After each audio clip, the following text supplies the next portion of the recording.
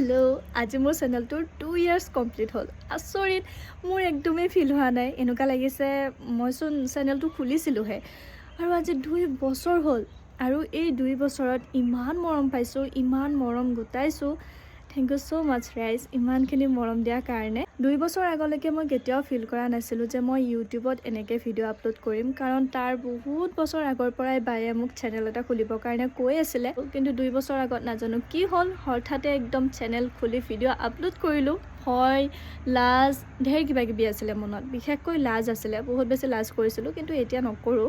বহুতে হয়তো ভাবে যে পুৱাৰ পৰা গধূলিলৈকে ফোনটো উলিয়াই নিজৰ ডেইলি লাইফটো শ্বুট কৰি থাকোঁ আৰু তেনেকৈ ভিডিঅ' আপলোড কৰিছোঁ, পইচা পাইছোঁ, গিফ্ট পাইছোঁ, খুব ধুনীয়া মানে।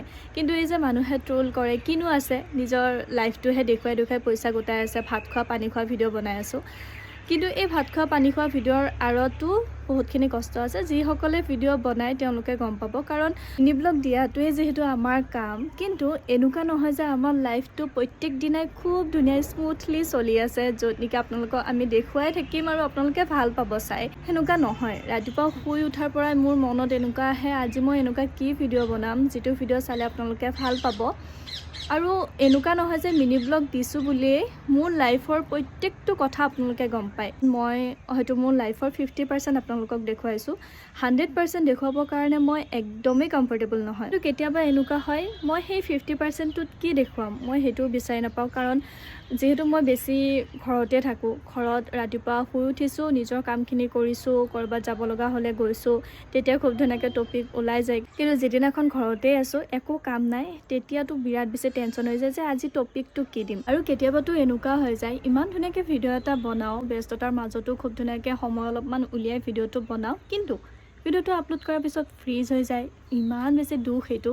এই 2 বছৰত বহুত বস্তু শিকিছোঁ, বহুত মানুহক চিনি পাইছোঁ। বহুতে হাঁহে, বহুতে হাঁহিছিল, বহুতে এতিয়াও হাঁহি আছে, কিন্তু তেওঁলোকে হাঁহি গৈ থাকিলে আৰু আমি আগবাঢ়ি গৈ থাকিলোঁ। চ' সেই বস্তুটোত মই বিৰাট বেছি হেপ্পী। বাকী আজি প্লেনিংটো একো নাই, ভাবিছোঁ এটা কেক অৰ্ডাৰ কৰিম নিজকে স্পেচিয়েল ফিল কৰাবৰ কাৰণে। এই চেনেলটোৰ পৰা মোক এটা বস্তু লাগে, সেইটো হৈছে চিলভাৰ প্লে বাটনটো, যিটো নেকি আপোনালোকে মোক দিব পাৰিব। কাৰণ যিমানে ছাবস্ক্ৰাইবাৰ বাঢ়ি বাঢ়ি গৈ আছে, মোৰ সেই সপোনটোৰ খুব কাষলৈ মই গৈ আছোঁ। চ' মোৰ বহুত বেছি এক্সাইটেড সেইটো দিনৰ কাৰণে, যিদিনাখন মোৰ 1 লাখ ছাবস্ক্ৰাইবাৰ হ'ব। আশা কৰোঁ খুব জল্দি হ'ব, মৰম দি যাব এনেকৈ। Again thank you so' much ৰাইজ, ইমানখিনি মৰম দি থকাৰ কাৰণে। I love you so' much.